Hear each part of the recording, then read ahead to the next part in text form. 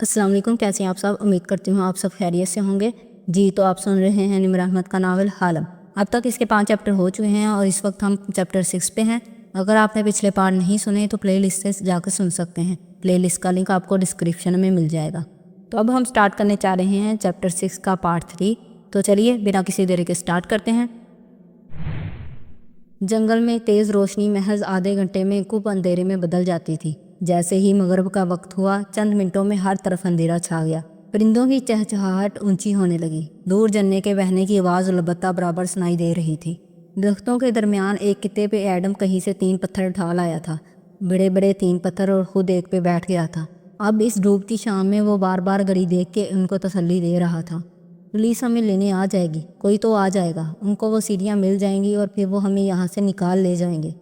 तालिया साथ वाले पत्थर पे बैठी इसको सुनती रही। फाते का पत्थर खाली था। वो दूर एक दरख्त के तने के साथ बैठा था, हाथ में टहनी लिए इससे पत्ते तोड़ तोड़ के फेंक रहा था। गाहे बगाहे मोबाइल निकाल के देखता, नो सिग्नल। फिर एडम भी खामोश हो गया। परिंदे गुनगुनाते रहे। झरने का पानी बहता रहा और हकीकत हर गुजरते पल गहरी होती गई, अटल और ठोस। ये अलियन नहीं था, ये वाकई कोई जंगल था। किस ज़माने का था कोई वाकिफ न था। वहाँ ज़मान और मकान के सारे पैमाने ख़त्म हो चुके थे। कोई नहीं आया अभी तक। तालिया ने कलाई पे घड़ी देखी। कुआलालंपुर के वक्त के मुताबिक रात के 2:30 बज रहे थे, मगर यहाँ अंधेरा अभी छाया था। कोई आ जाएगा, ऐसा हो नहीं सकता कि वान फाते गायब हो जाएं और कोई उनको लेने ना आए। सारे मुल्क में को हराम आ जाएगा। पत्थर पे बैठे एडम ने संजीदगी से उसे देखते हुए तसल्ली दी। तालिया ने घूर के उसे देखा। खैर, मैं भी कोई लावारिस नहीं हूँ। रात करना पहुँची तो वो मोटी मेरे लिए भी आ जाएगी, देखना। कौन मोटी? वो हैरान हुआ। मेरी ब्रायलर मुर्गी जैसी दोस्त लियाना। ऐसे क्या देख रही हो? इसी को यूं मोटी नहीं कहते चेतालिया। वो बुरा मान गया। मैं तो इसको काली और बदसूरत भी कहती हूँ। वो ऊंचे पत्थर पे टांग रखे बैठी थी और चेहरा दाईं हथेली पे गिरा रखा था। क्यों? एडम की आंखें सदमे से खुल गईं। दरख्त तले बैठा फाते टहनी से पत्ते तोड़ तोड़ के फेंकता जा रहा था, क्योंकि उससे कोई और प्यार नहीं करता। दोस्त मतलब के लिए ताल्लुक़ रखते हैं और बच्चे गर्ज के लिए। कोई उसको सही गलत नहीं बता सकता। वो 50 से ऊपर है, मगर उसका वज़न बढ़ता जा रहा है। डॉक्टर्स ने उसको कह दिया है कि अगर वो इसी रफ्तार से चॉकलेट और जंक फूड खाती रही तो वो जल्द मर जाएगी। मेरी नसीहतों और लेक्चर्स का जब इस पर कोई असर नहीं हुआ तो मैंने उसे मोटी, काली और बदसूरत मुर्गी वगैरह कहना शुरू कर दिया, ताकि वो अपने वज़न और सेहत का एहसास करे। ये तो गलत बात है। उसे बहुत बुरा लगा था। तो क्या करूं? मोटी कहने पे वो बुरा ही नहीं मनाती थी। बदसूरत कहती हूँ तो अब पतला होने के तरीके गूगल करने लगी है। 2-4 नाम और रखूंगी तो अपने वज़न को सीरियसली लेगी। अपनी लापरवाही और बद एहतियाती की वजह से मोटे होने वालों को बार बार उनकी सेहत का एहसास दिलाना चाहिए, क्योंकि इंसान जितना पतला और फिट हो वो उतना ही खुश और मोटिवेटेड रहता है। वो चूँकि एक औरत है, इसलिए अगर किसी और वजह से डाइट पे नहीं जाएगी तो कम अज़ कम अच्छा लगने के लिए तो चली ही जाएगी। फिर भी चेतालिया, ये काफ़ी बेरहमाना अंदाज है। तालिया ने तन्ही से उसे घूरा। तुम्हें अभी तक मालूम नहीं हुआ कि तालिया तुम्हारी एवरेज फेरी टेल गर्ल नहीं है जो सादा और मासूम सी हो। मैं क्रिमिनल हूँ और क्रिमिनल्स ऐसे ही होते हैं। हाँ? फिर नाक स्कोर के मुँह फेर लिया। दफ्तन फाते दरख्त तले से उठा। तालिया ने किन अखियों से देखा, वो अब इस तरफ आ रहा था। वो चेहरा मोड़ के दूसरी तरफ देखी गई। वो इसके सामने पत्थर पे आके बैठा। बोलना शुरू करो। अंदाज गुसीला ना था मगर नरम भी ना था। वो चौंक के उसे देखने लगी। क्या? सब कुछ बताओ मुझे, शुरू से, सच सच।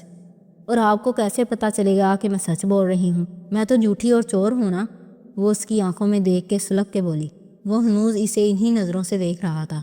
स्याह आंखें छोटी ही, माथे पे बाल बिखरे हुए थे और सफ़ेद शर्ट के आस्तीन ऊपर चढ़ा रखे थे। वो जिस फाते से वाकिफ़ थी ये इससे मुख्तलिफ नज़र आता था। सच की पहचान हो जाती है, जैसे आपको मिसेज असरा की बातों की हो जाती है। वो अलग बात है। तुमने मेरी फ़ाइल?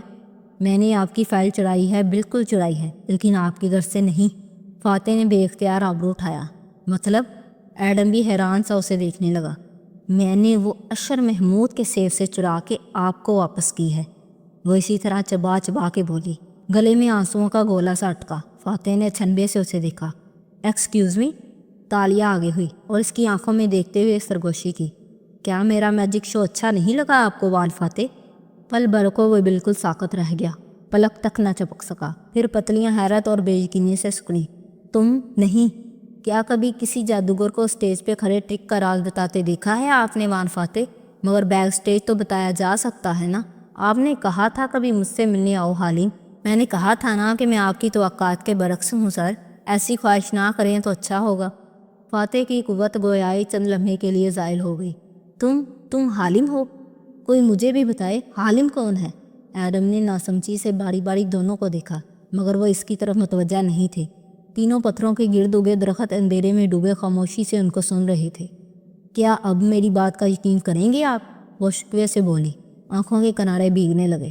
فاتح نے سر اس بات میں ہلایا۔ بولنا شروع کرو۔ اس کا سارا غصہ، خوف، حقارت سب غائب ہو گیا تھا۔ تالیہ نے پہلے اسے دیکھا پھر ایڈم کو۔ اچھا ہو اگر آپ لوگ مجھے جج نہ کریں۔ تم بولنا شروع کرو تالیہ۔ سچ بولنا صرف شروع میں مشکل لگتا ہے، پھر یہ وقت کے ساتھ ساتھ آسان ہو جاتا ہے۔ وان فاتح کی آواز میں نرمی تھی۔ وہ متوجہ تھا، سنجیدہ تھا، کچھ بدل گیا تھا۔ میجک شو کے الفاظ کے ساتھ ہی سارا سماں بدل گیا تھا۔ تالیہ نے گہری سانس لی، آنکھوں کے کنارے رگڑے اور اندھیر درختوں کو دیکھ کے کہنے لگی، میرا اصل نام تالیہ مراد ہے۔ میں 11 برس کی عمر میں ایک چرچ میں پائی گئی تھی۔ پہلے میں نہیں جانتی تھی کہ میں کہاں سے آئی ہوں، لیکن اب… اس نے گردن اٹھا کے اوپر دیکھا، جہاں گھنے درختوں کے پار گہرا پڑتا آسمان دکھائی دے رہا تھا۔ ایڈم نے ٹارچ جلا دی تھی، جس سے سفید نیلی سی روشنی تینوں پتھروں کے گرد پھیلی تھی۔ اب مجھے یقین آ رہا ہے کہ شاید تاتن درست کہتی تھی۔ میں واقعی 15ویں صدی کے کسی لکڑ ہارے کی بیٹی ہوں جو پمبورو تھا۔ اس نے چابی بنائی تھی، جانے کس قسم کی۔ میرے باپ کو خزانہ چاہیے تھا گاؤں کے لیے، شاید اس نے مجھے وقت میں آگے بھیج دیا اور میں 21ویں صدی میں آ گئی۔ یتیم خانے کی منتظم نے مجھ سے میرا بریسلیٹ اتروا لیا تو چابی ٹوٹ گئی اور میری یادداشت ختم ہو گئی۔ وہ دونوں اسے سن رہے تھے۔ جنگل پہ اندھیرا چھا رہا تھا، پرندوں کی آوازیں دم توڑ رہی تھی۔ اب تالیہ نے سر جھکا لیا تھا۔ میں کچھ سال یتیم خانے میں رہی، پھر ایک فیملی مجھے اڈاپٹ کر کے لاہور لے گئی۔ وہ میرے اوپر ظلم کرتے تھے، میں نوکرانی کی طرح بڑی ہوئی۔ جیب خرچ اور کھانے کے لیے مجھے چوری اور جھوٹ کی عادت پڑ گئی۔ میں چھوٹی باتوں پہ بڑے جھوٹ بولتے ہوئے بڑی ہوئی۔ 7 سال پہلے انٹرنیٹ پہ رشتہ ڈھونڈ کے میرے ماں باپ نے میری شادی کر دی۔ فاتح نے تعجب سے آبرو اٹھایا۔ تم شادی شدہ ہو؟ تالیہ نے جھکے سر کے ساتھ گردن ہلائی۔ وہ کوالمپور میں رہتا تھا، وہی آدمی جو اس روز تم نے دیکھا ایڈم۔ فاتح نے فوراً ایڈم کو دیکھا، جس نے اس بات میں سر ہلایا۔ ایئرپورٹ پہ آئی تو پتہ چلا وہ میرے ذریعے منی لانڈرنگ کرنا چاہتا تھا۔ میں ایئرپورٹ سے بھاگ گئی داتن کے ساتھ، پھر اس سے طلاق لے لی اور… وہ بولتی گئی۔ رات گہری پڑتی گئی۔ کوالمپور میں گزارے 7 سال۔ حالم بننا اور لوگوں کی چیزیں چرا کے واپس ڈھونڈ لانے کی فیس لینا۔ گائل غزال، خزانہ، وہ سب بتاتی گئی، اپنے خواب، تمام جزیات کے ساتھ۔ تم نے بتایا کیوں نہیں کہ گائل غزال نکلی ہے؟ وہ افسوس سے اسے دیکھ رہا تھا۔ تالیہ نے شاکی نظریں اٹھائیں۔ آس پاس اندھیرا تھا، مگر چاند کی چاندنی کے باعث وہ صاف نظر آ رہا تھا۔ کیونکہ سچ بولنا مجھے مشکل لگتا ہے۔ آپ کیسے بول رہی ہو؟ وہ زخمی سا مسکرائی۔ کیونکہ اب آپ میرا کچھ نہیں بگاڑ سکتے۔ دونوں نے چونک کے اسے دیکھا۔ کیا؟ سوری ایڈم، مگر ہمیں کوئی لینے نہیں آئے گا۔ ہم وقت کی قید میں پھنس چکے ہیں اور اب واپسی کا کوئی راستہ نہیں ہے۔ چابی تحلیل ہو چکی ہے، دروازہ غائب ہو گیا ہے، اور اب چونکہ آپ… فاتح کو دیکھا، مجھے پولیس کے حوالے نہیں کر سکتے تو مجھے کسی کا ڈر نہیں ہے۔ ہاں میں چور ہوں، اسکیمر ہوں، جھوٹی بھی ہوں۔ پھر کیا کر لیں گے آپ لوگ سوائے مجھ سے نفرت کے؟ نہیں تالیہ، میں تمہیں جج نہیں کروں گا، وہ اب کے ٹھہرے ہوئے انداز میں بولا۔ نہ غصہ، نہ کوئی ترہم۔ تم نے کہا تم اس کام کو چھوڑنا چاہتی تھی، میرے لیے یہی بہت ہے کہ تمہیں احساس تھا۔ میں ماضی میں رہنے والوں میں سے نہیں ہوں۔ مگر ایڈم کا ذہن تالیہ کے بے رحم الفاظ پہ اٹک گیا تھا۔ آپ ہمت کیوں ہار رہی ہیں؟ پولیس ہمیں لینے آ جائے گی۔ کوئی نہیں آئے گا ایڈم، ہم واپس نہیں جا سکتے، وہ تلخی سے بولی۔ آئے گا، ضرور آئے گا، میں پازیٹیو ہوں۔ سر، کیا انسان کو مثبت نہیں ہونا چاہیے؟ اس نے دکھی ہو کر فاتح کو مخاطب کیا۔ فاتح نے جواب نہیں دیا۔ وہ گردن اٹھا کے اوپر دیکھنے لگا تھا۔ آسمان سے آوازیں آنے لگی تھی، گرگراہٹ، ذرا سی بجلی چمکی اور پھر تراتر بارش برسنے لگی۔ یا اللہ! تالیہ نے بوکھلا کے بیک پیک سر پہ تانا۔ تینوں تیزی سے کھڑے ہوئے، مگر بوچھار اتنی تیز تھی کہ چند لمحوں میں ہی بھیگ گئے تھے۔ ہمیں کوئی شیلٹر ڈھونڈنا ہوگا۔ فاتح نے ٹارچ اٹھا کے روشنی ایک طرف پھینکی۔ پولیس آئے گی، کوئی تو آئے گا۔ ایڈم اسی طرح مغموم سا کھڑا بھیگ رہا تھا، اسے اور کسی بات کی پرواہ نہ تھی۔ میں نے اس طرف چٹان دیکھی تھی، میرے ساتھ آؤ تم دونوں۔ ایڈم، میں کہہ رہا ہوں میرے ساتھ آؤ، وہ بلند آواز میں بولا تو ایڈم چونکا اور پھر اس کے پیچھے چلنے لگا، مگر وہ غائب دماغ لگتا تھا۔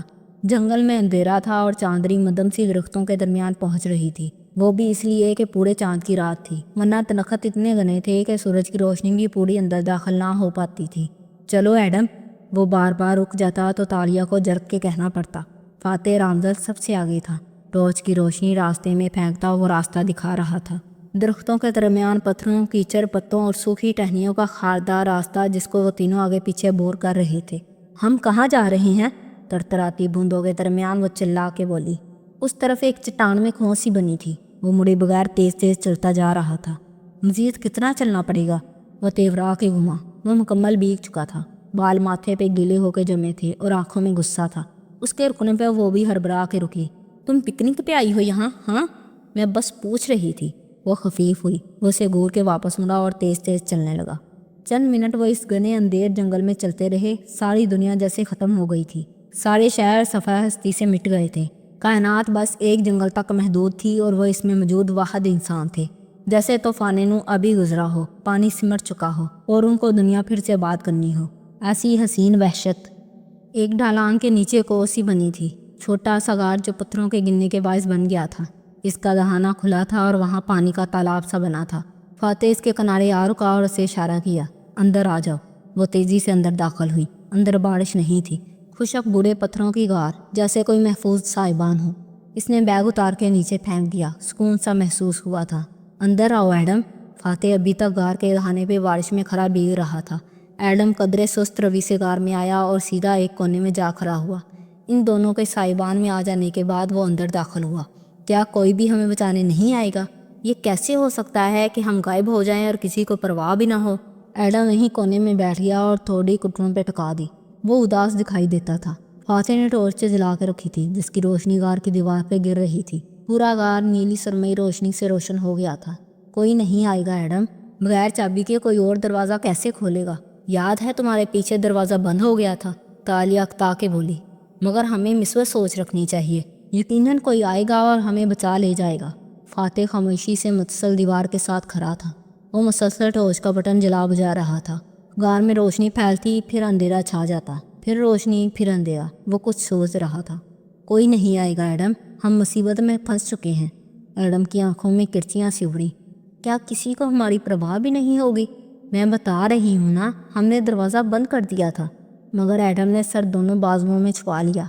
या अल्लाह, मेरा क्या कसूर था? वो बेबसी से रूहान सा हुए कह रहा था। अगर मुझे मालूम होता कि चितालिया हमें इस मुसीबत में फंसाएगी तो मैं कभी भी मलाका ना आता।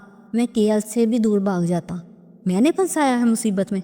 वो गुस्से से बलबलाई।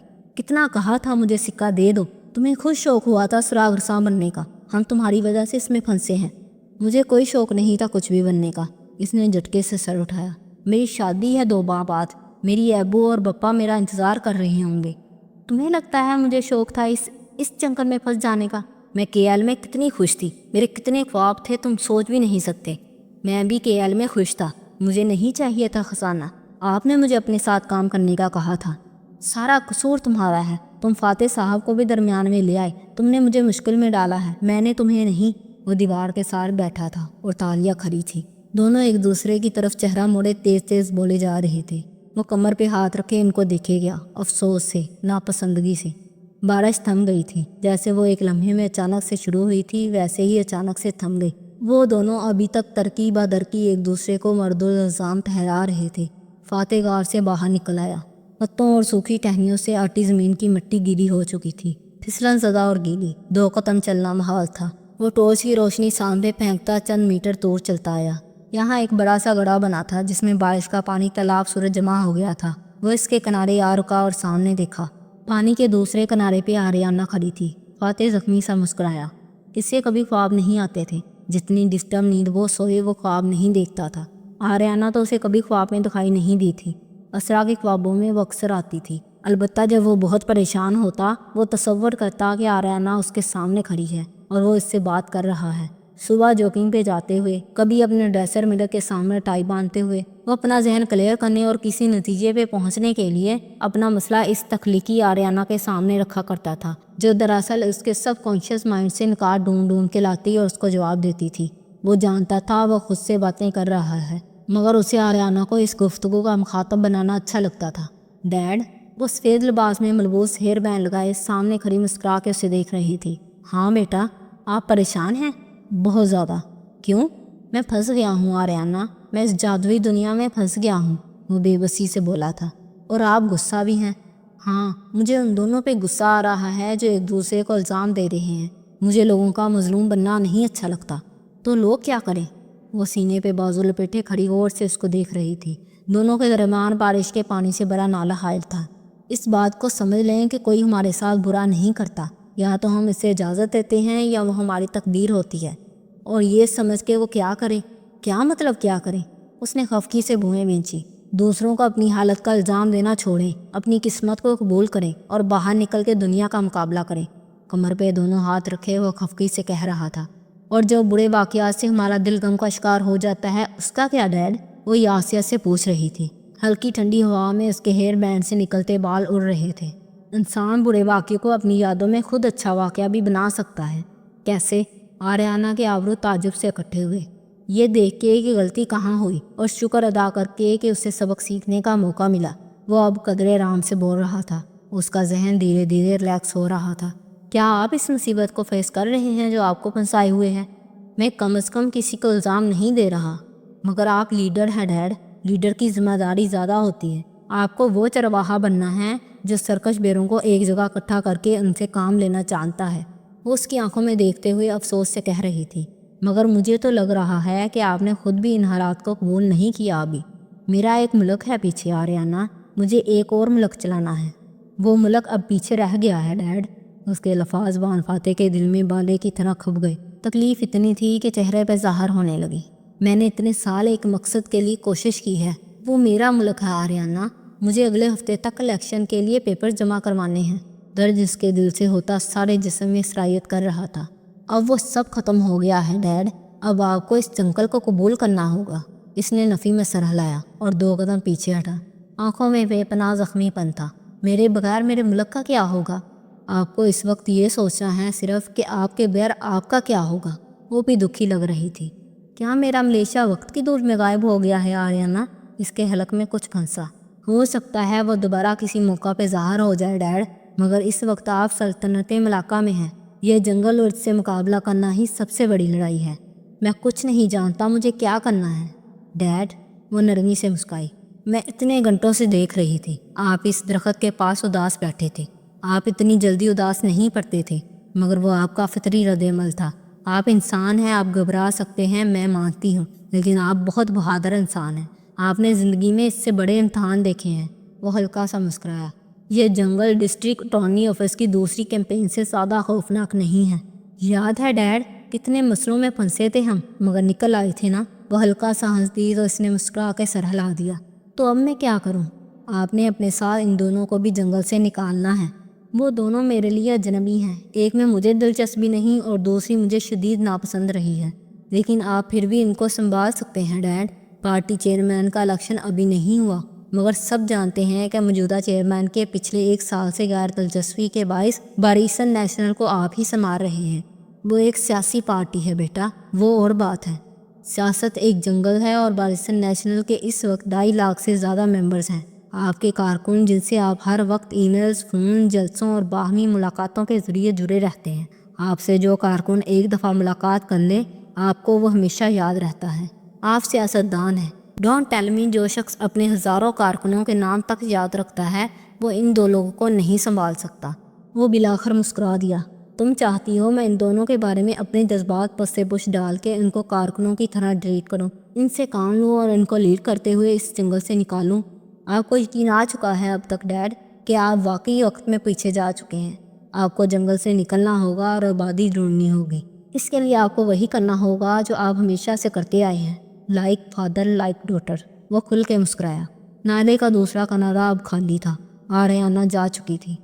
وان فاتح کے ذہن کے سارے جالے صاف ہو چکے تھے۔ اس نے آنکھیں بند کر لیں، چند لمحے گہرے گہرے سانس لیتا رہا، پھر آنکھیں کھول لیں تو وہ ایک مختلف انسان نظر آتا تھا۔ وہی جو پارلیمان میں گردن کرا کے کھڑا ہوئے تقریر کرتا تھا، جو کسی جلسے میں اسٹیج پہ کھڑا مسکراتے ہوئے عوام کی طرف ہاتھ ہلاتا تھا، جو کیمپین آفس میں تیز تیز چلتے ہوئے تحکم سے اسٹاف ورکرز کو ہدایات جاری کرتا تھا۔ وہ چند گھنٹوں کے لیے کھو گیا تھا، مگر اب وہ واپس آ چکا تھا۔ اس کے قدم تیزی سے غار کی طرف اٹھنے لگے۔ واپسی کا سفر ویسے بھی جلدی طے ہو جاتا ہے۔ وہ غار کے دہانے تک آیا تو وہ دونوں ابھی تک درستی سے بحث کر رہے تھے۔ تلخ کلامی اب تالیہ کے چور ہونے تک پہنچ چکی تھی۔ اور وہ جو ابن اس کو سکے کے لالچ آ جانے کا تانا دے رہی تھی۔ فاتح نے ٹارچ جلا کے ایک کونے میں کھڑی کی تاکہ سارا غار روشن بھی ہو جائے اور کسی کی آنکھوں میں روشنی بھی نہ پڑے۔ وہ ٹھیک کہہ رہی ہے ایڈم، وہ سنجیدہ آواز میں بولا تو دونوں نے چونک کے اسے دیکھا۔ ہمیں لینے کوئی نہیں آئے گا، انتظار ترک کر دو۔ تالیہ کے لب ابھی مسکراہٹ میں ڈرنے لگے تھے کہ مگر وہ غلط کہہ رہی ہے کہ ہم کبھی واپس نہیں جا سکتے۔ ہم جائیں گے اور ضرور جائیں گے، کیونکہ نہ میں ایڈم کی طرح انتظار کرتا ہوں کہ دوسرے آ کر مجھے مصیبت سے نکالے، نہ میں تالیہ کی طرح دنیا میں صرف تلخ حقیقتوں کو دیکھتا ہوں۔ تالیہ کی مسکراہٹ سمٹ گئی، ناک کھول لی۔ مگر سر، کوئی آئے گا، ہمیں امید رکھنی چاہیے۔ آپ تو خود کہتے تھے کہ ہمیں مثبت سوچنا چاہیے ہمیشہ۔ اس کے الفاظ غار سے ٹکرا کے واپس پلٹ رہے تھے۔ باہر پانی اور پرندوں کا شور پھر سے سنائی دینے لگا تھا۔ دوسروں پہ تکیہ کرنا مثبت سوچ نہیں ہوتا۔ وان فاتح نے کبھی دوسروں کا انتظار نہیں کیا کہ وہ آ کر اس کو مصیبت سے نکالیں گے، ہمیشہ خود کوشش کی ہے۔ اس سے بڑے بڑے جنگل دیکھے ہیں میں نے، اور میں کبھی نہیں ہارا۔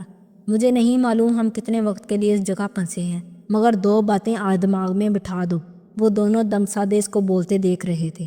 روب سا روب تھا، ادب سا ادب تھا۔ ایڈم دھیرے سے کھڑا ہو گیا تھا۔ پہلی بات، ہم یہاں کسی دوسرے کی وجہ سے نہیں پھنسے، ہم اپنی مرضی سے آئے تھے۔ اور دوسری یہ کہ ہم یہاں سے واپس اپنی دنیا میں ضرور جائیں گے۔ Is that clear? تالیہ نے سر ہلا دیا۔ ایڈم نے سر جھکا دیا۔ مگر تب تک ہمیں ان حالات کا مقابلہ کرنا ہوگا۔ ایڈم، تم ملٹری میں رہے ہو، تم نے جنگل میں ٹریننگ حاصل کی ہوگی۔ تم تالیہ کو بتاؤ جنگل کے بارے میں پہلی بات کیا پڑھائی جاتی ہے؟ وہ آستینوں کو مزید موڑتے ہوئے کسی کمانڈر کی طرح حکم دے رہا تھا۔ ایڈم نے چہرہ اٹھایا اور خالی نظروں سے ان دونوں کو دیکھا۔ بتاؤ ایڈم، ساری دنیا کے جنگلوں کے بارے میں پہلی اور بنیادی بات کون سی بتائی جاتی ہے؟ ایڈم کے لب ہلے۔ نیور فائٹ دا جنگل۔ غار میں ایک دم ہیبتناک سی خاموشی چھا گئی۔ تالیہ کا دل دک سے رہ گیا۔ سنا تم نے تالیہ؟ ہم دونوں جانتے ہیں اس بات کو، تم بھی جان لو۔ جنگل سے کبھی لڑائی نہیں کی جاتی، صرف اس کے اندر سے راستہ بنا کے اس سے نکلنا ہوتا ہے، کیونکہ جنگل اور انسان کی لڑائی میں جنگل ہمیشہ جیت جاتا ہے۔ لڑیں گے نہیں تو زندہ کیسے رہیں گے؟ اس کا دل ڈوبا۔ زندہ رہنے کے لیے لڑنا ضروری نہیں ہے، خود کو زندہ رکھنا ضروری ہے۔ وہ قدرے نرمی سے بولا تو تالیہ نے سر ہلا دیا، مگر وہ ابھی تک متذبذب لگتی تھی۔ کیا یہ وہی آدمی تھا جو اتنے دن اس کو نظر انداز کرتا اور جھڑکتا نظر آیا تھا؟ اس کے بعد بے اعتباری کا فیض آیا، پھر سچ سن کے چپ ہو گیا، اور اب اتنا نرم؟ اسے حوصلہ ہوا۔ کیا ہم واقعی واپس جا سکتے ہیں؟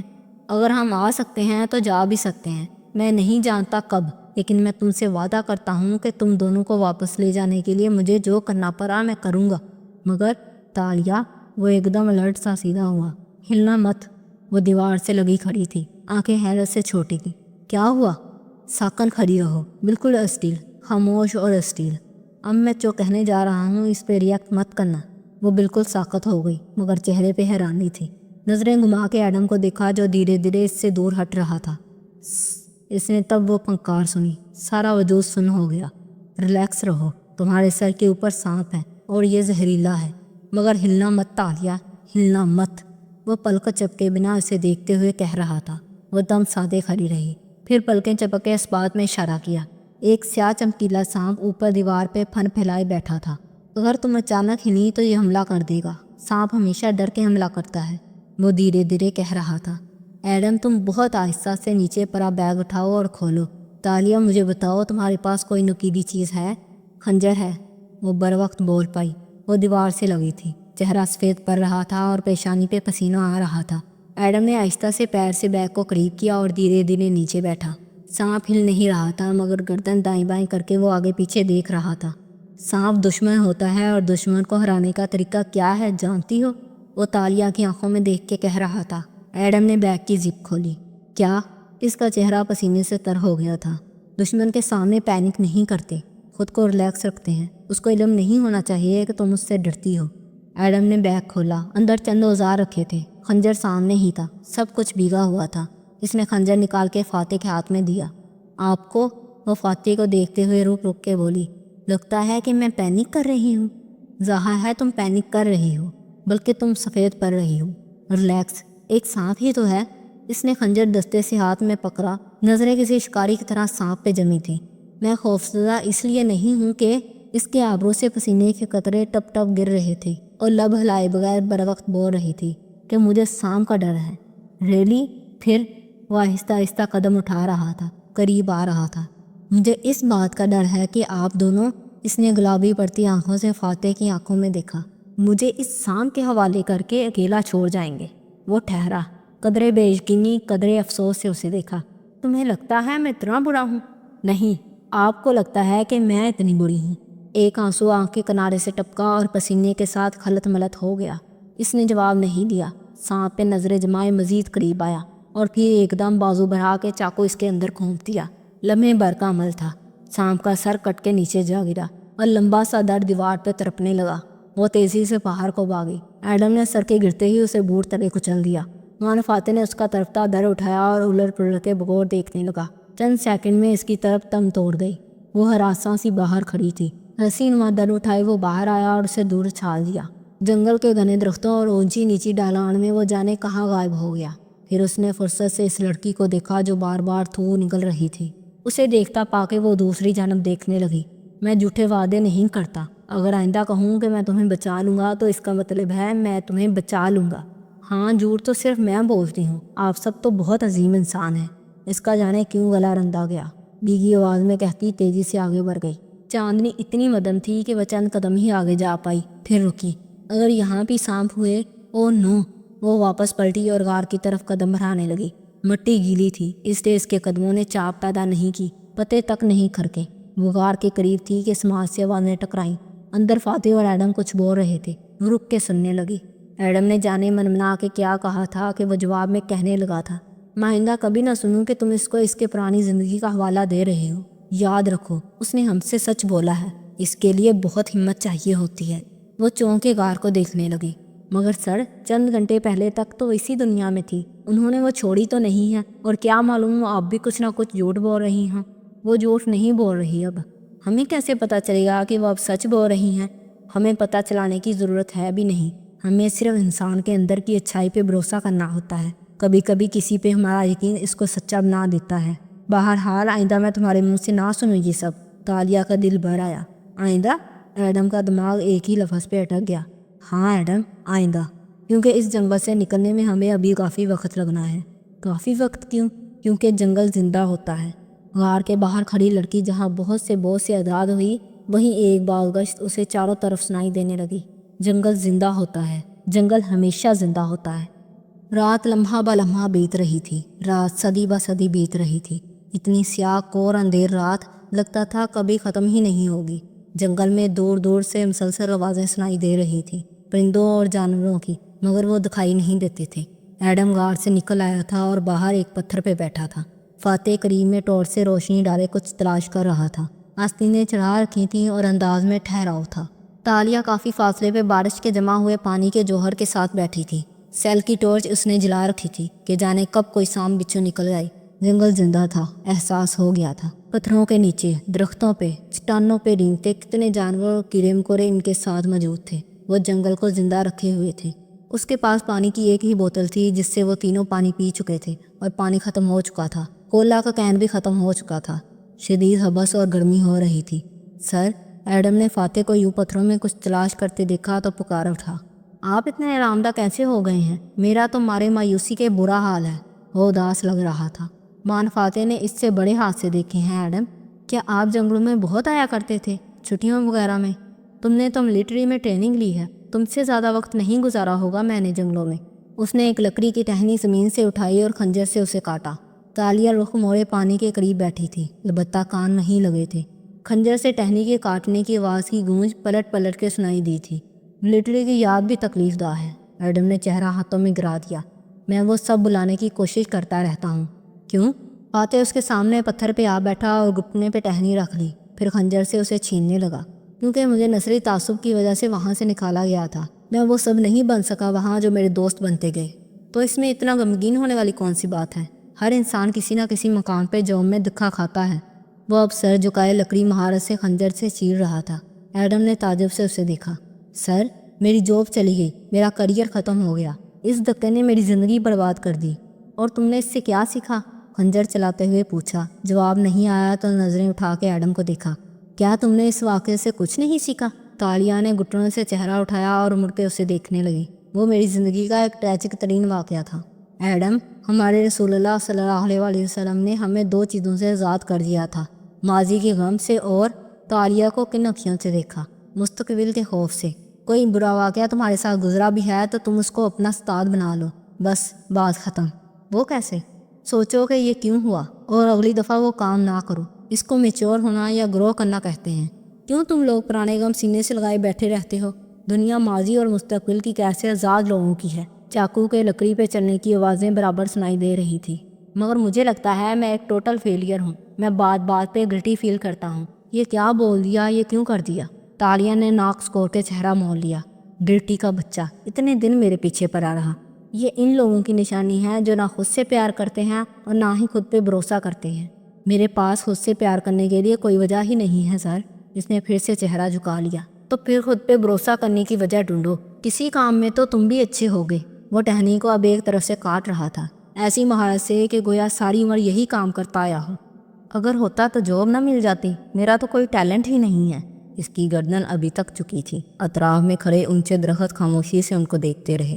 ہر انسان میں کچھ نہ کچھ ہوتا ہے، تم میں بھی ہوگا۔ مایوسی چھوڑو اور یاد کرو، تم نے سبا کے جنگلوں میں تربیت لی ہے۔ جنگل میں انسان کو جو معلوم ہوتا ہے وہ اس کی جان بچاتا ہے، اور جو معلوم نہیں ہوتا توقف کیا وہ مار ڈالتا ہے۔ اس کی آواز کی سنسنی اور رات کا اندھیرا تالیہ کو اپنے رونگٹے کھڑے ہوتے محسوس ہوئے۔ ایڈم نے پیشانی کو دونوں ہاتھوں میں تھام لیا۔ مجھے کچھ بھی نہیں یاد۔ ہم تربیت لیتے تھے، ہمارے پاس گنز ہوتی تھی، ہم دشمن کا سوچتے تھے، دشمن کے مورچے، باوردی سرنگیں۔ اس نے کرا کے نفی میں سر ہلایا۔ میں ایک ٹوٹل فیلئر ہوں سر۔ وان فاتح نے جواب نہیں دیا، وہ لکڑی کو چھیلتا رہا۔ ایڈم چند لمحے بے بسی سے اسے دیکھتا رہا، پھر لبوں کو جنبش دی۔ آپ کی بیٹی بھی پہاڑوں میں کھوئی تھی نا سر؟ خنجر سے لکڑی کو چھیلتے اس کے ہاتھ تھمے۔ سوگواریت سے مسکرایا اور نظر اٹھا کے اسے دیکھا۔ ہاں، گینتھنگ ہائی لینڈ کے ٹریک پہ۔ تالیہ پھر سے مڑ کے اس کو دیکھنے لگی۔ اسی آیانہ کے ذکر پہ وان فاتح کے چہرے پہ جس دکھ کی توقع تھی وہ وہاں نہیں تھا۔ کیا آپ اس کے بعد دوبارہ بھی جنگل یا پہاڑوں میں گئے؟ آپ کو تکلیف نہیں ہوتی تھی؟ ظاہر ہے میں گیا، اور تکلیف کا علاج فراڈ سے نہیں کیا جاتا۔ جو تکلیف دیتا ہے اس سے بھاگ جاؤ تو کیا زخم بڑھ جائے گا؟ نہیں بیوقوف انسان، ماضی سے نکل کے حال میں جینے سے زخم بڑھتے ہیں۔ تالیہ مجھے کوٹ چاہیے۔ آخر میں گردن گھما کے پانی کی طرف دیکھا جہاں وہ گردن موڑے بیٹھی اسی طرف دیکھ رہی تھی۔ میرا کوٹ کیوں؟ اس نے چھنبے سے ساتھ رکھے کوٹ کو دیکھا جو گرمی کے باعث اس نے اتار دیا تھا، پھر اسے اٹھایا اور گول مول کر کے فاتح کی طرف اچھال دیا۔ کیونکہ میں فیز 3 میں ہوں اور تم دونوں ابھی فیز 1 سے نہیں نکلے۔ کوٹ اس کے قریب گرا تو فاتح نے جھک کے وہ اٹھایا اور اسے الٹایا، پھر اندر ایک جگہ خنجر رکھا۔ جنگل میں آنے کے بعد تمہیں ملٹری میں بتایا گیا ہوگا ایڈم، انسان 3 فیزز سے گزرتا ہے۔ خنجر کو اندر گھونپا اور زور سے نیچے لایا۔ کوٹ کی اندرونی لائننگ شرٹ کی آواز کے ساتھ کٹتی چلی گئی۔ تالیہ کا دل دک سے رہ گیا۔ میرا رالیف لارین کا کوٹ۔ فیز 1، جب انسان جنگل میں اترتا ہے اور اسے کچھ معلوم نہیں کہ وہ کون سی دنیا میں آ گیا ہے۔ خوف کا فیز۔ اب وہ ہاتھوں سے لائننگ پھاڑ رہا تھا۔ ریشمی کپڑے کے پھٹنے کی آواز دور دور تک جاتی اور بعض گز پلٹ کے سنائی دیتی۔ فیز 2، جب اسے احساس ہوتا ہے کہ جنگل زندہ ہے، سانپ، بچھو، کیڑے، وہ اس کے فرش اور درختوں میں چھپ کر انسان کو دیکھ رہے ہیں۔ تالیہ کے گردن کے بال کھڑے ہونے لگے۔ وہ پانی سے ذرا دور سمٹی۔ ایڈم نے اپنے پیر اونچے کر کے دوسرے پتھر پہ رکھ لیے۔ اور فیز 3، اس نے خنجر رکھ دیا اور کوٹ اٹھا کے دیکھا۔ لائنیں کھل جانے کے باعث جو بڑا سا کپڑا بن گیا تھا۔ جب انسان جنگل سے لڑنے کا ارادہ ترک کر کے سمجھداری سے پلان بناتا ہے کہ اسے کیا کرنا ہے اور کہاں جانا ہے، بہتر ہوگا اگر تم لوگ جلد اپنے حالات سے سمجھوتا کر لو اور آگے کا سوچو۔ وہ کوٹ اور ٹہنی اٹھائے کھڑا ہوا اور ٹارچ کی روشنی آگے پھینکتا ایک طرف چلتا گیا۔ وہ دونوں گردنیں موڑ کے اسے جاتے دیکھتے رہے، یہاں تک کہ روشنی غائب ہو گئی۔ فاتح صاحب کہاں گئے؟ وہ بول اٹھا۔ وہ اتنے مطمئن کیسے ہو سکتے ہیں؟ وہ بربرائی۔ گردن اٹھا کے اطراف کو دیکھا جہاں مہیب پرسرا درخت اسے دیکھ رہے تھے۔ زندہ درخت، زندہ جنگل، اسے جڑجڑی ہوئی۔ ایڈم بھی یہی سوچ رہا تھا مگر بولا نہیں۔ دور کافی فاصلے پہ وہ ٹارچ کی روشنی آگے ڈالتا چلا جا رہا تھا۔ سفید لباس والی آریانہ چپکے سے اس کے ساتھ چلنے لگی تھی۔ مجھے پتا ہے ڈیڈ، آپ ان کے سامنے خود کو کتنا مضبوط ظاہر کریں، آپ خود بھی پریشان ہیں۔ ظاہر ہے میں پریشان ہوں، فرسٹریٹڈ ہوں، بلکہ وحشت زدہ ہوں۔ وہ ایک درخت کے قریب رکا اور اس سے لگی موٹی ٹہنی کو چھوا۔ تو آپ کو واقعی یقین ہے کہ آپ ان کو اس جنگل سے نکال لیں گے؟ میں نے تمہیں ہمیشہ کیا سکھایا ہے آریانہ؟ وہ آرام سے بولتے ہوئے ٹہنی کو درخت سے اتارنے لگا جو بل کی صورت میں اس سے لپٹی ہوئی تھی۔ انسان امید نہیں چھوڑتا، جتنے برے حالات ہوں آنکھیں ہمیشہ انعام پہ رکھنی ہوتی ہیں، صبر کے میٹھے پھل پہ۔ Eyes on the prize. وہ ہلکا سا ہنسی، مگر اس کی ہنسی کی بازگشت نہیں سنائی دیتی تھی۔ اور اگر میں ان دونوں کو ایک جنگل سے نہ نکال سکا، اس نے ٹہنی اتارتے ہوئے زخمی سا مسکرا کے آریانہ کو دیکھا، تو میں اپنے ملک کے کروڑوں لوگوں کو ان حالات سے کیسے نکالوں گا جس میں وہ جی رہے ہیں۔ وہ مسکرا دی۔ فاتح ٹہنی کے بل کھولنے لگا۔ جب اسے اتار کے وہ مرا تو آریانہ غائب ہو چکی تھی۔ وہ گہرا سانس لے کے واپسی کے لیے قدم اٹھانے لگا۔ Eyes on the prize. رات ایسی طویل تھی کہ کٹتی ہی نہیں تھی، اندھیرا چھٹتا ہی نہیں تھا، چاند کی روشنی پہنچتی ہی نہیں تھی۔ اس کے موبائل کی بیٹری گر رہی تھی، مگر وہ پھر بھی اسے جلائے بیٹھی تھی۔ نیند کا احساس تو غالب نہیں آیا، مگر اب بالآخر بھوک لگنے لگی تھی۔ پتھروں اور پتوں پہ بوٹ رکھنے کی آواز آئی تو وہ چونکی۔ فاتح اس کی طرف آ رہا تھا۔ وہ ذرا چوکنی سی ہو کے بیٹھی، مڑ کے نہیں دیکھا۔ وہ اس کے ساتھ والے پتھر پہ آ کے بیٹھا اور کوٹ کا ٹکڑا اس کو دکھایا۔ تمہیں اس کی ضرورت تو نہیں تھی؟ اس نے اداس نظریں اٹھا کے اسے دیکھا اور نفی میں سر ہلایا۔ نہیں تو آنکو، آواز دینی تھی۔ کیا تمہارے پاس کھانے کو کچھ نہیں ہے؟ چاکلیٹ رکھتے رکھتے رہ گئی، اب بہت یاد آ رہی ہے۔ صبح ہوتے ہی ہم کھانا ڈھونڈیں گے، فکر مت کرو، وہ نرمی سے کہتے ہوئے بغور اسے دیکھ رہا تھا۔ تالیہ بھی اسے ہی دیکھ رہی تھی۔ میں نے آپ کے گھر میں چوری کی، آپ کو حالم بن کے دھوکہ دیا، غائب غزال، نیلامی، گھر خریدنا، پینٹنگ بنانا۔ میں نے اتنے اسکیم کیے اور آپ ایک دم میرے ساتھ اچھے ہو گئے ہیں۔ کیوں؟ کیونکہ تم نے مجھ سے سچ بولا ہے، وہ اسی نرمی سے بولا تھا۔ میرے پاس کوئی اور آپشن تھا کیا؟ تالیہ، اگر تم اب ہمیشہ اس کی آنکھوں میں دیکھ کے الفاظ ادا کیے، مجھ سے سچ بولو گی تو مجھے تم سے کوئی پرابلم نہیں ہوگی۔ مگر آپ دل سے میری عزت نہیں کرتے نا؟ وہ دکھی ہوئی۔ اگر ہم واپس گئے بھی تو آپ مجھے ایک دن میں ہی بھول جائیں گے۔ تمہیں واپس جانے کا یقین نہیں ہے؟ رات کے اندھیرے میں وہ شخص سامنے بیٹھا تھا جس پہ ایک دوسری دنیا میں جانے کتنے لوگ فدا تھے، جس کا ایک ایک منٹ کیلکولیٹڈ تھا، پولیٹیکل سیکرٹری کی ڈائری میں نوٹ شدہ، اور اب وہ اس کے سامنے فرصت سے بیٹھا تھا، ایک تنہا جنگل میں جہاں کرنے کو کوئی اور کام نہ تھا۔ میں کبھی بھی ہمت نہیں ہارتی تھی تمہاں کو، علم کی طرح میں ماضی میں بھی نہیں رہتی، وہ سوگواریت سے پانی کو دیکھتے ہوئے بتانے لگی۔ میرے پاس ہمیشہ پلان ہوتا تھا، پلان اے فیل ہوا تو سی، نہیں تو ڈی، اور بی تالیہ کے پلان ہے، تالیہ کی مرضی۔ ذرا سے کندھے اچکائے، وہ دھیرے سے ہنس دیا۔ مگر اب میرے پاس کوئی پلان نہیں ہے۔ انہیں تھوڑی گھٹنوں پہ رکھ لی اور تالاب کو دیکھنے لگی۔ میں اتنے عرصے سے ایک بڑی واردات کا انتظار کر رہی تھی، میرے مستقبل کے سارے خواب اس کے ساتھ جڑے تھے۔ پھر خزانے کا ذکر آیا تو مجھے لگا یہی میرے سارے مسئلوں کا حل ہے، لیکن اب جب خزانہ نہیں ہے تو میرا مستقبل ہی ختم ہو گیا ہے، مجھے کوئی امید نہیں رہی۔ تم مستقبل کے خوف کا شکار ہو، یہ ماضی کے غم جیسا ہی برا ہوتا ہے۔ وہ افسوس سے اس کو دیکھ رہا تھا۔ اندھیر جنگل خاموشی سے ان کی گفتگو سن رہا تھا، اور دور بیٹھا ایڈم بھی۔ آپ کو مستقبل سے خوف نہیں آتا؟ مثلاً کس چیز سے؟ جب آپ وزیر اعظم نہیں بنیں گے تو جو جگ ہنسائی اور شرمندگی ہوگی، ہم سب کو معلوم ہے کہ آپ وزیر اعظم نہیں بن سکتے تو کو۔ اچھا، وہ دلچسپی سے مسکرایا۔ اور میں وزیر اعظم کیوں نہیں بن سکتا؟ کیونکہ آپ سیاسی طور پہ مضبوط نہیں ہیں، سیاستدان آپ کا ساتھ چھوڑ چکے ہیں، آپ ان جیسے داؤ پیچ آزمانا نہیں جانتے۔ آپ، اس کی آواز بلند ہوئی، بے بسی بڑے غصے سے۔ آخر آپ کیوں لڑ رہے ہیں سیاسی جنگیں؟ آپ کو خود بھی معلوم ہے کہ آپ نے ہار جانا ہے۔ آپ سب چھوڑ کے اپنے بیوی بچوں کے ساتھ ملک سے چلے کیوں نہیں جاتے؟ تم نے کبھی فٹ بال میچ دیکھا ہے؟ وہ اسی طرح دلچسپی سے مسکراتا گویا ہوا تو تالیہ نے گہری سانس لی اور اعصاب کو ڈھیلا چھوڑا۔ جی تو آنکھوں، دیکھا ہے۔ ایک دفعہ میں امریکہ میں ایک میچ دیکھنے گیا، بچپن کی بات ہے، جانتی ہوئے ایک ٹیم نے 4 گول کر لیے تھے اور دوسری کے 0 تھے۔ میچ کے آخری 3 منٹ تھے اور دوسری ٹیم کے کھلاڑی آخری حد تک مقابلہ کر رہے تھے، بار بار حملہ کرتے، ہمت ہارے بغیر۔ 3 منٹ میں ان کو جیتنے کے لیے 5 گول چاہیے تھے۔ وہ 3 منٹ میں 5 گول تو نہیں کر سکتے تھے، پھر کیوں؟ یہی تو میں نے سوچا۔ سب کو معلوم ہے کہ پہلی ٹیم جیت جائے گی، پھر دوسری ٹیم آخری سیکنڈ تک کیوں لڑ رہی ہے؟ ہتھیار ڈال دے اور بس کر دے۔ اور پھر پہلی ٹیم جیت بھی گئی، لیکن آخری سیکنڈ تک دوسری ٹیم کے لڑکے جواں مردی سے لگے رہے۔ خاموش مگر زندہ جنگل سن رہا تھا، ایک ایک حرف کو غور پرکھ رہا تھا۔ وان فاتح کہے جا رہا تھا۔ مگر جب میں بڑا ہوا اور میں نے دنیا دیکھی تو مجھے احساس ہوا کہ لڑائی صرف جیتنے کے لیے نہیں لڑی جاتی۔ دوسری ٹیم ہتھیار ڈالتی تو بھی ہار جاتی، آخری منٹ تک مقابلہ کرتی تو بھی ہار جاتی۔ پھر بھی اس نے لڑنے کو اس لیے چنا کیونکہ جب ہم لڑکے ہارتے ہیں تو ہم اس سے کچھ سیکھتے ہیں۔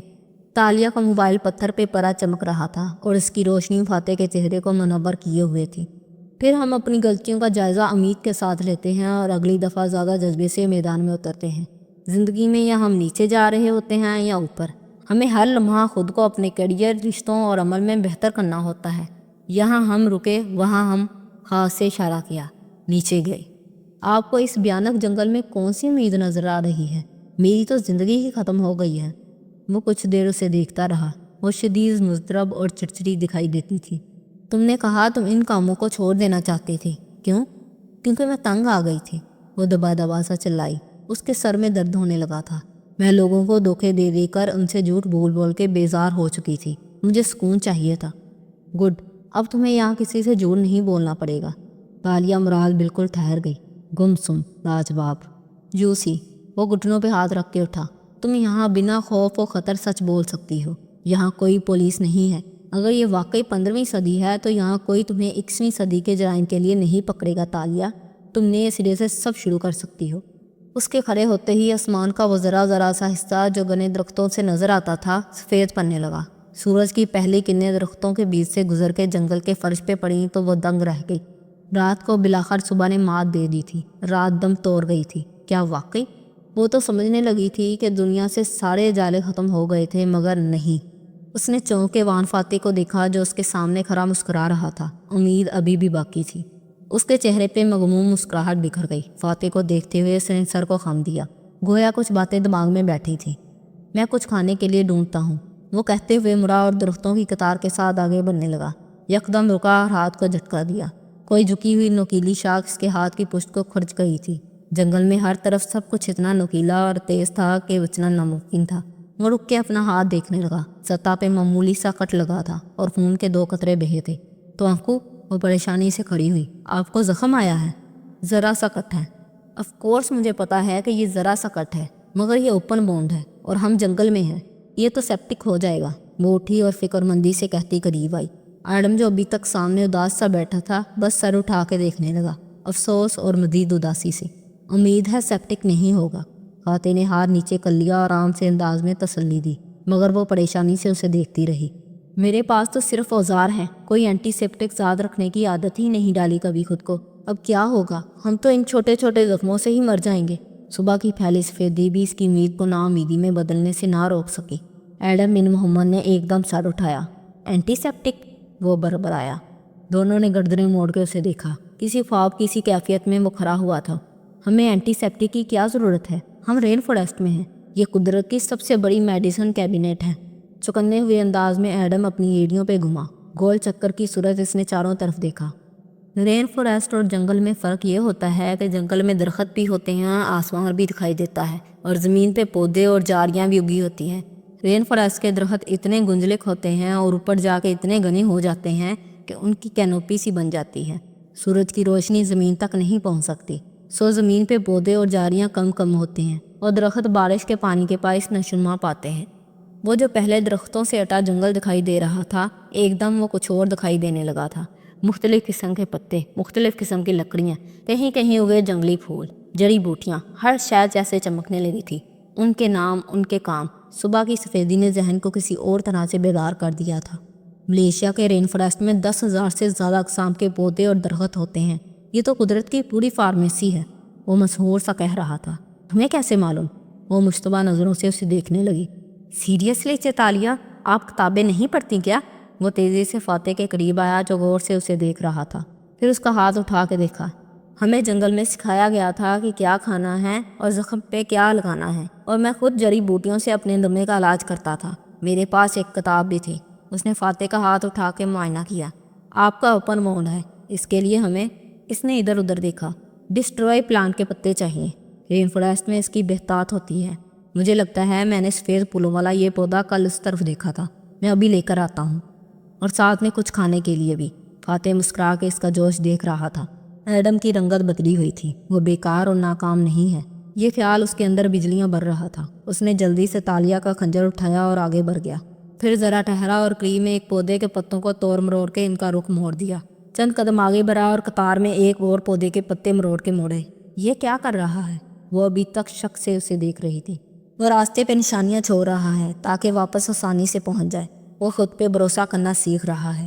جو اسے معلوم ہے وہ جان بچائے گا، جو نہیں معلوم وہ جان لے سکتا ہے۔ وہ کمر پہ ہاتھ رکھے مسکرا کے اسے دور جاتے دیکھ رہا تھا، پھر تالیہ کا چہرہ دیکھا۔ तुम फिक्र मत करो, वो खाने के लिए कुछ ले आएगा, फिर हम अगला लाहे अमल तैयार करेंगे। ओके। उसने इस बात में सर हिलाया और मुस्कुराई। चलो शुक्र है वो सहरा में नहीं थे बल्कि जंगल में थे। यहाँ मुख्तलिफ फल मिल जाएंगी खाने के लिए। पानी के ताज़ा जन्ने भी कहीं बह रहे थे, आवाज़ आ रही थी। ये बारिश के पानी का जौहर तो गंदा था, मगर जन्ने तक जब वो जाएंगे तो खूब सैर होकर पी लेंगे, उसने खुद को तसल्ली दी। जंगल में अच्छी खासी रोशनी फैल चुकी थी। दरख्त काफ़ी ऊंचे थे और ऊपर जाके इनके पत्ते आपस में गले मिल रहे थे, गोया सबज सी छत बना रखी थी। सबज छत के दरमियान बड़े बड़े सुराखों से रोशनी छाँव की सूरज अंदर आती, लेकिन गर्मी और हवस बला का था। रोशनी सुनहरी हो गई थी जब एडम वापस आया। अपनी ऊपरी शर्ट इसने उतार दी थी और अब सिर्फ स्याह शर्ट पहने हुए था। दूसरी शर्ट में जाने कौन से पत्ते और जड़ी बूटियाँ बल लाया था। खाते वहीं पत्थर पे बैठा था। एडम ने उसका हाथ थामा और एक पत्ते को मरोड़ के उसका रस जख्म पे लगाया। ये किसी भी एंटीसेप्टिक से ज़्यादा तेज़ी से असर करेगा, वो जोश से बता रहा था। Thank you Adam. वो मुस्कुरा के उसका अंदाज देख रहा था। फिर वो खड़ा हुआ और एक पत्ते में कुछ लिपटा हुआ तालिया की तरफ बढ़ाया। ये खाने के लिए है। तालिया कलब मुस्कुराहट में डले। उसने बारी सा वो पत्ता पकड़ा और साथ पत्थर पे बैठी। घुटनों पे पत्ता रख के खोला तो मुस्कुराहट गायब हुई। पत्ते पे एक तार से कोई उंगली जितनी चीज़ें रखी थी। पहले उसे छंबा हुआ, गर्दन झुकाई, फिर इन चीज़ों के पर टांगे बाजू नजर आए तो वो बिलबिला के खड़ी गई। ये तो ग्रास ऊपर्स हैं। बेयकीनी से आंखें फाड़ के उसे देखा। तुम ग्रास ऊपर्स लाए हो? रिलैक्स थे तालिया, उनके सर काट दिए थे मैंने, अब आप खा सकते हैं। मैंने भी 2 खाए हैं, इधर यही मिलेगा। वो गर्दन पे हाथ रखती दूर हटी। इसे मतली होने लगी थी। दूर हो जाओ तुम मुझसे एडम। ग्रास ऊपर में एनर्जी होती है, मैंने इतनी मुश्किल से पकड़े हैं। एनर्जी नहीं होगी तो आप ज़्यादा देर चल नहीं सकेगी। चुप कर जाओ एडम, वो दुरुस्त कह रहा है। जंगल से लड़ते नहीं हैं तालिया, आंखें बंद करके खा लो। ग्रास ऊपर्स? इसने सदमे से इन दोनों को बारी बारी देखा। पूरे जंगल में इसको सिर्फ ग्रास ऊपर्स मिले? कोई फल, कोई सब्जी, कुछ नहीं मिला?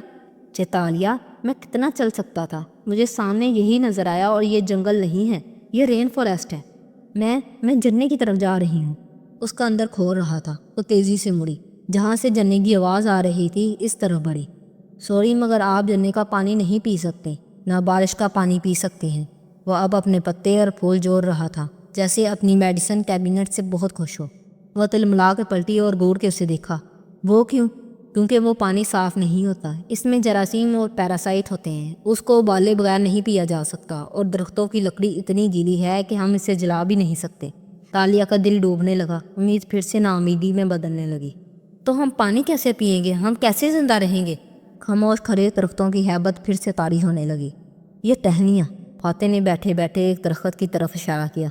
जाने बांस का दरख्त था या क्या, इसकी सीधी सीधी टहनियाँ थीं, जैसे बूढ़ी लकड़ी की डंडियाँ हों।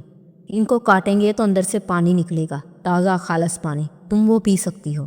तालिया चुप हो गई। फिर एक नापसंदीदा नज़र पत्ते पे कतार में रखे ग्रास ऊपर्स पे डाली, जिनके सर कटे हुए थे। बदतमीज़ इंसान ने रखे भी कैसे सजा के हैं, मगर या अल्लाह, मैं ये कैसे खा सकती हूँ? अच्छा, मैं तो समझा था तुम एवरेज फेरी टेल गर्ल नहीं हो, वो सादगी से बोला। सफ़ेद शर्ट गदली हो रही थी, मगर चेहरा जन्ने से अभी धो के आया था और ताज़ा दम मुस्कुरा रहा था। गिले बाल हाथ से पीछे को कर दिए थे। सालिया ने लब बींच लिए। वो दोनों अब पहले से ज़्यादा आरामदा नजर आते थे। फेज़ 2। मैं एवरेज फेरी टेल गर्ल हूँ भी नहीं, वो चबा चबा के बोली और करीब आई। पत्ते से एक मरा हुआ ग्रास ऊपर उठाया। अख थू, मगर सारी कराहत को अंदर दबाए उसने वो मुंह में डाल लिया। आंखें जोर से मीची और चबाया। क्रंची, क्रिस्पी और इंतहाई बस जायका। या अल्लाह, मगर कराह तक मुंह से नहीं निकाली। आखिरी लुकमा हलक से उतारते आंखों में आंसू आ गए थे, मगर वो उसे चबाती गई। वो दोनों खामोशी से उसे देखते रहे। मुझे नहीं मालूम मेरे बप्पा को किससे खतरा था जो उन्होंने मुझे एक दूसरी दुनिया में भेज दिया, लेकिन खुदा की कसम, जिस दिन मुझे वो शख्स मिला जिसने मेरे गांव और मेरे बप्पा को इन मिसाइल का शिकार किया था, मैं उसकी जान ले लूँगी। बेबसी बड़े गुस्से से बोल रही थी। हलक तक करवा हो चुका था। गुड, तुम्हारे पास प्लान है फाइनली। खैर, मेरे पास भी प्लान है, फाते उठते हुए बोला। उसकी छोटी आंखों में ढेर सारी उम्मीद थी। हमें स्टॉप करना है। STOP। S से स्टॉप, T से थिंक, O से ऑब्जर्व और P से प्लान। हम जब भी जंगल जाते हैं इस स्टॉप तदबीर के ज़रिए अगला लाहेमल तैयार करते हैं। वो कमर पे दोनों हाथ रखे खड़ा कह रहा था और वो दोनों उसको सुन रहे थे। हम स्टॉप और थिंक के मरहले से निकल आए हैं। अब मुशाहदा करना है और प्लान करना है, इसलिए सुनो। ہم اس وقت جنگل میں ہیں اور جنگل سے نکلنے کا وہ راستہ اس کے سب سے اونچے مقام تک پہنچنا ہوتا ہے۔ وہ تینوں درختوں کے درمیان چل رہے تھے۔ لمبی قمیض اور الجھے بالوں والی تالیہ بیگ اٹھائے سب سے پیچھے تھی اور وان فاتح سب سے آگے۔ ہمیں اونچائی کی طرف سفر کرنا ہے جہاں سے ہم دیکھ سکیں کہ جنگل سے نکلنے کا راستہ کیا ہے اور وہاں سے کسی کو مدد کے لیے پکار سکیں۔ یقیناً آس پاس آبادی ہو گئی۔ ایڈم چلتے ہوئے پتے موڑ رہا تھا۔ فاتح آنکھیں چھوٹی کر کے متلاشی نظروں سے سامنے دیکھتے ہوئے قدم اٹھا رہا تھا اور وہ سب سے پیچھے نڈال سی چلتی جا رہی تھی۔ ہم ایک دن میں جنگل میں 1.5 میل سے زیادہ نہیں چل سکیں گے۔ زمین سلپری ہے، پیر پھنس جاتے ہیں۔ زمین پہ سرخ بوڑھی مٹی گیلی تھی، اس میں پتھر، پتے، ٹہنیاں سب بکھرا ہوا تھا۔ وہ بر وقت قدم اٹھا پا رہی تھی، بار بار کوشش کرنی پڑتی۔ اونچائی کو جاتے درخت خاموشی سے وقت کے ان 3 مسافروں کو نم زمین پہ اوپر چڑھتے دیکھ رہے تھے۔ چونکہ جنگل زندہ ہے، ہمیں ڈنڈوں اور جوتوں کی آوازوں کے ساتھ سانپوں اور بچھوؤں کو اپنی آمد کی خبر کرنی ہوگی تاکہ وہ چھپ جائیں۔ وہ صرف ڈر کے حملہ کرتے ہیں، جب وہ ہمیں دیکھ لیں گے تو وہ دور ہٹ جائیں گے۔ ان تینوں نے لاٹھیاں اٹھا رکھی تھی جو دراصل درختوں کی موٹی ٹہنیاں تھیں اور وہ ان کو زمین پہ رکھتے ہوئے قدم اٹھا رہے تھے۔ پتوں اور پتھروں پہ آوازیں پیدا ہوتی تھیں۔ جنگل کا معاملہ عجیب تھا۔ درخت کے تنے پہ اگر آواز پیدا کرو یا ذرا سا جھٹکا دو تو اوپر شاخوں تک جا کر وہ آواز کئی گنا بڑھ جاتی تھی۔ نیچے تھوڑی سی حرکت اوپر جاتے جاتے اتنی شور بن جاتی۔ ہمیں بہت سارا پانی پینا ہوگا۔ ٹہنیوں کو توڑ کے ہم رات بھر کے لیے ان کو بوتل پہ اور پتوں کے برتنوں پہ الٹا کھڑا کر دیں گے۔ صبح تک کافی پانی جمع ہو جائے گا۔ وہ ایک درخت کے پاس رکے کھڑے تھے۔ ایڈم ٹہنیاں کاٹ کاٹ کے ان کو دے رہا تھا۔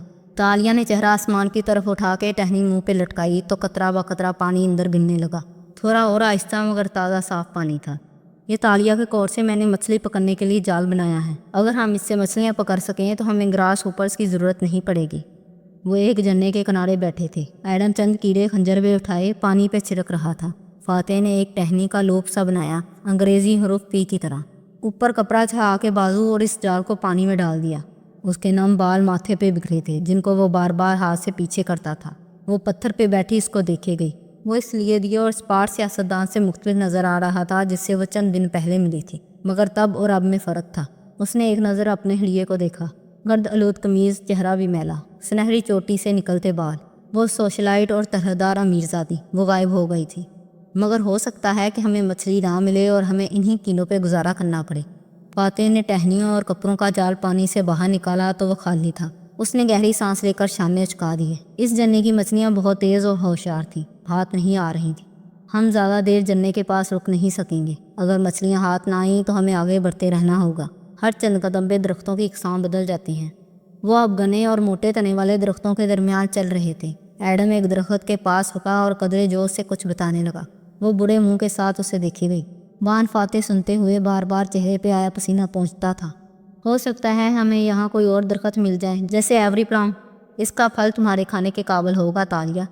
ایڈم ایک پپیتے کی شکل کے پھل کو کاٹ کے اندر کا گودا اس کی طرف بڑھا رہا تھا۔ اس نے بڑے دل کے ساتھ تھاما اور منہ میں رکھا۔ یہ بھی بس ذائقہ تھا، یا اس کے منہ کا ذائقہ ہی کڑوا ہو چکا تھا۔ اف، وہ مر جانا چاہتی تھی۔ رات کو سونے کے لیے ہم انسان بچھوؤں کے ساتھ جنگل کے فرش کو شیئر نہیں کر سکتے، اس لیے ہمیں ہموک بنانا ہوں گے۔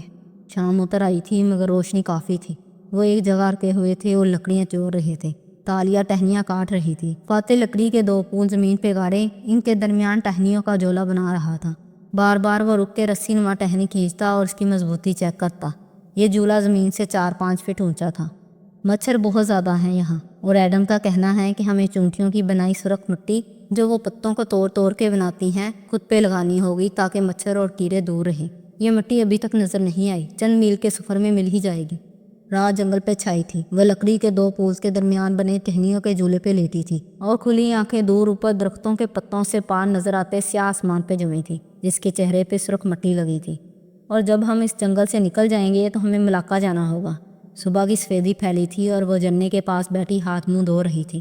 ایڈم قریب بیٹھا کسی ٹہنی کو چبا کے سوچنے رک جاتا۔ وہ مختلف پودوں کو ٹیسٹ کر رہا تھا کہ کون سا کھانے کے قابل ہے۔ وان فاتح ایک درخت کے ساتھ کھڑا پانی کے لیے ڈنڈیاں کاٹ رہا تھا۔ ملاقہ یہاں سے کتنا دور ہے مجھے نہیں معلوم، لیکن ہمیں ملاقہ جانا ہوگا اور تالیہ کے والد کو ڈھونڈنا ہوگا۔ قریب دوپہر میں وہ خاموشی سے درختوں کے درمیان اوپر چڑھتے جا رہے تھے۔ بیگ اب فاتح نے اٹھا رکھا تھا۔ چہروں اور بازوؤں پہ سرخ مٹی لگی تھی، شکلیں میلی اور بدنما ہو رہی تھیں۔ فی الحال تو آسمان نظر نہیں آ رہا، مگر جیسا کہ تالیہ کا کہنا ہے اس کے بپا نے اسے تاروں سے گاؤں کا راستہ سمجھایا تھا۔ ہم جنگل سے نکلیں گے تو ستاروں سے راستہ ڈھونڈ لیں گے۔ ایک اور رات اتر آئی تھی اور وان فاتح ٹہنیوں کے بستر پہ لیٹا تھا۔ ہاتھ میں اس نے اپنا بٹوا کھو رکھا تھا جس میں آریانہ کی تصویر لگی تھی۔ اس نے تصویر سے اندر جھانکا۔ وہ کون کے 2 دانے اندر چھپے ہوئے تھے۔ پھر اس نے تاریخ دیکھی۔ آج کاغذات نامزدگی جمع ہونے شروع ہو گئے ہوں گے۔ وقت کم رہ گیا تھا۔ مراد ایک شکار باز ہے۔ اگر وہ پہلے چابی بنا سکتا ہے تو وہ اب بھی چابی بنا لے گا۔ اس چابی کے ذریعے ہم واپس اپنی دنیا میں چلے جائیں گے۔ جنگل میں روشنی پھیلی تھی اور وہ تینوں فاصلے پہ بیٹھے تھے۔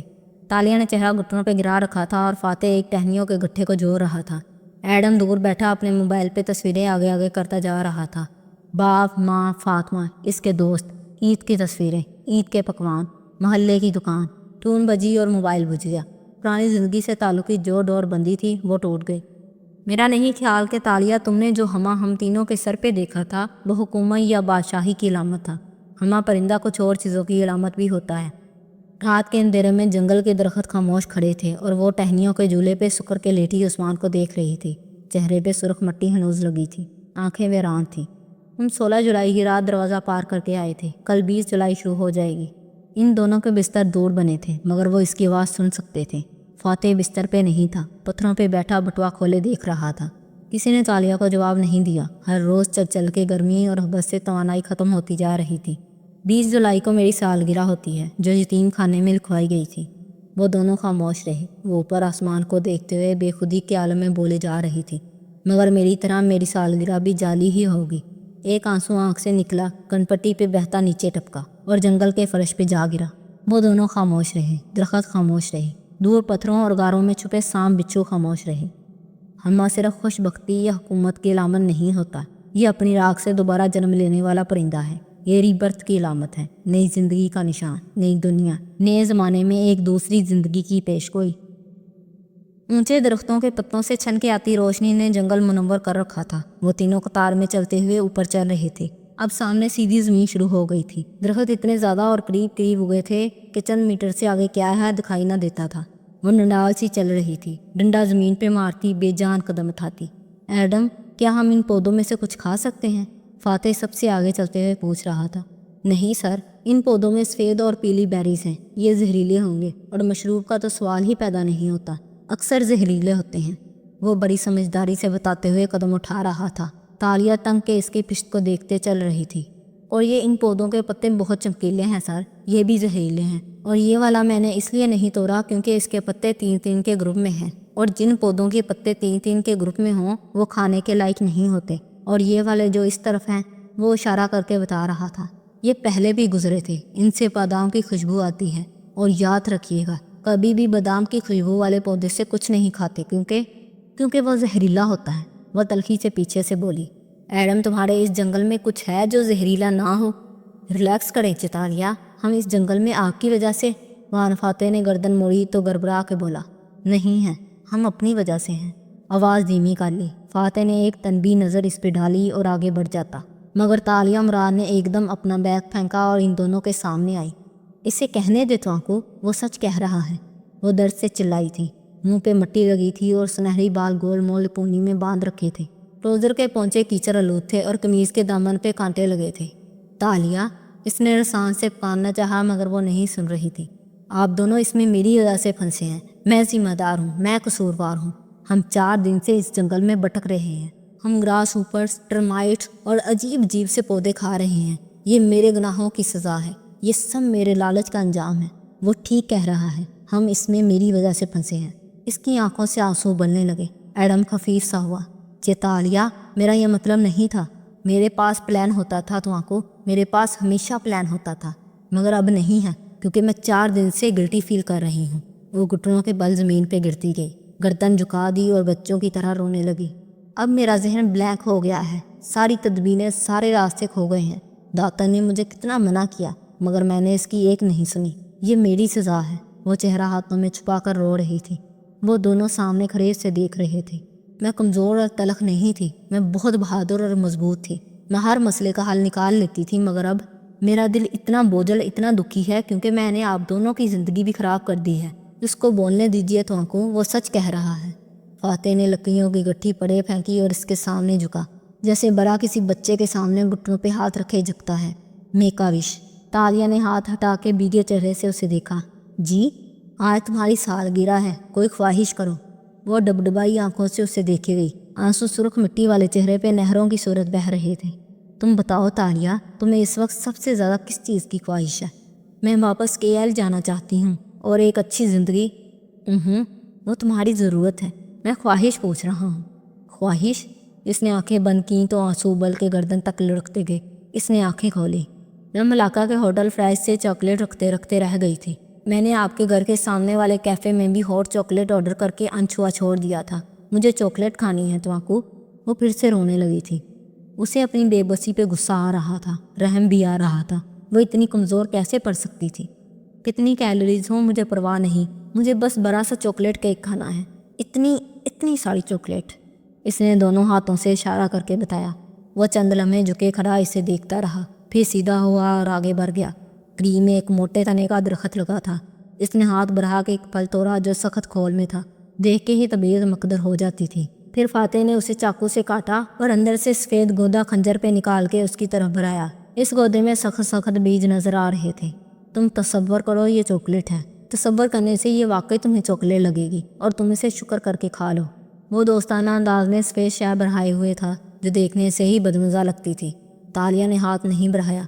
یاد ہے تمہیں کہا تھا کہ اگر کبھی مجھ پہ ایسا وقت آیا کہ میرے ساتھ ملے قوم میں سے سوائے ایک کے کوئی نہ کھڑا ہو تو تم اپنی پوری سچائی سے کہتی ہو کہ تم میں ایک شخص ضرور ہوگی، اس لیے کیونکہ تم مجھے اپنا لیڈر مانتی رہی ہو۔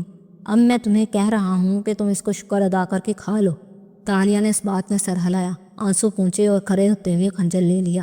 پھر اس گودے کو تھوڑا سا منہ میں ڈالا اور بند ہونٹوں سے ذرا سا چبایا۔ ایک دم اس کی آنکھیں کھل گئیں۔ یہ تو چاکلیٹ ہے۔ اس نے بے یقینی سے اس گودے کو دیکھا۔ خوشبو، ذائقہ سب چاکلیٹ والا تھا، ایسا لذیذ نرم مادہ جو منہ میں جاتے ہی گل گیا تھا۔ ہیپی برتھ ڈے تالیہ، اور سالگرہ اسی دن ہوتی ہے جس دن ہم اسے مناتے ہیں۔ وہ مسکرا کے کہتا آگے بڑھ گیا۔ مگر یہ کیا تھا؟ تو آنکھوں وان فاتح، وہ حیران سے پکار رہی تھی مگر وہ آگے جا رہا تھا۔ آپ ذرا سا صبر کر لیتی تو میں بتانے والا تھا چیتالیہ کہ میں ان زہریلے پودوں کو اس لیے نہیں ہاتھ لگا رہا تھا کیونکہ سامنے کوکوا کا درخت ہے۔ اس کا بیج چاکلیٹ بنانے کے لیے استعمال ہوتا ہے اور کروا ہوتا ہے، مگر یہ گودا میٹھا ہوتا ہے، پھولوں جیسا میٹھا۔ سر کو آپ سے زیادہ درختوں کی پہچان ہے۔ ایڈم اس کا بیگ اٹھاتے ہوئے گہری سانس لیتے ہوئے بولا۔ وہ چند لمحے بے یقینی رہی، پھر اس کی آنکھوں میں خوشی اور کوئی انہونی کیفیت ابھری اور دوڑ کے اس درخت کے پاس گئی۔ اونچا بڑا قدیم درخت اپنی شاخوں پہ ایسے ڈیروں پھل لادے ہوئے تھا، جانے اس میں اتنی توانائی کہاں سے آ گئی۔ وہ تیزی سے آگے بڑھی اور بلی کی طرح شاخ پہ چڑھ گئی۔ آگے جاتے فاتح کے کئی باتیں ایڈم نے سرگوشی میں کہا۔ چاکلیٹ حلق میں جاتی ہے تو دماغ میں وہ ہارمونز ریلیز ہوتے ہیں جو ہمیں خوشی دیتے ہیں، ریلیکس کرتے ہیں۔ امید ہے چیتالیہ کا موڈ اب اچھا ہو جائے گا۔ تمہیں کیسے معلوم؟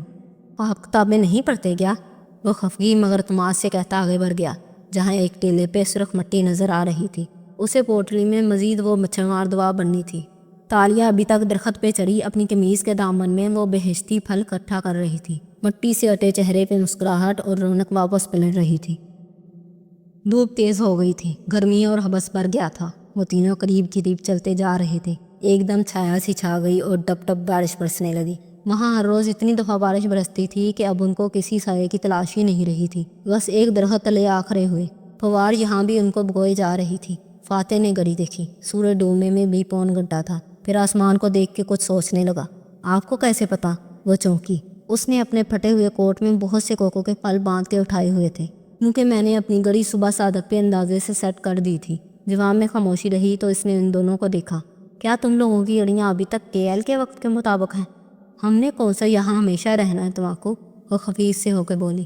اور مجھے تو کبھی کبھی لگتا ہے کہ شاید ہم اس جنگل سے نکلیں تو سامنے ملیشیا ہی ہو، شاید ہم اپنے زمانے کے ہی کسی جنگل میں کھوئے ہوئے ہوں۔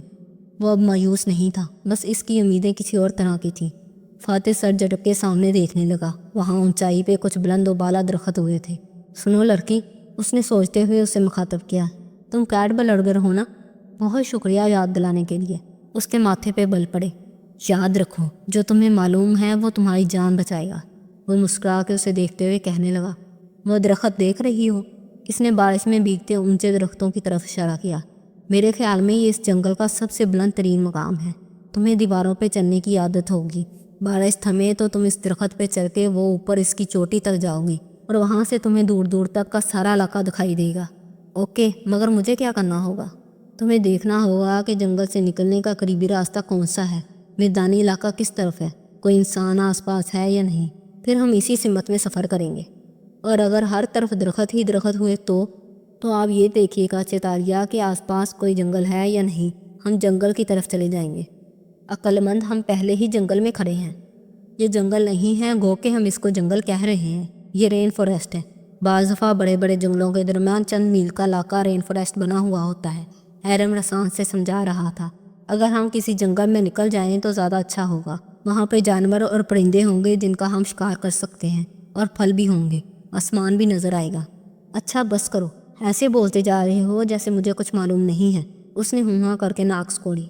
तुम्हें अंदाज़ा भी नहीं है मैंने कितने काम किए हैं ज़िंदगी में। और हाँ, मुझे शिकार करना भी आता है।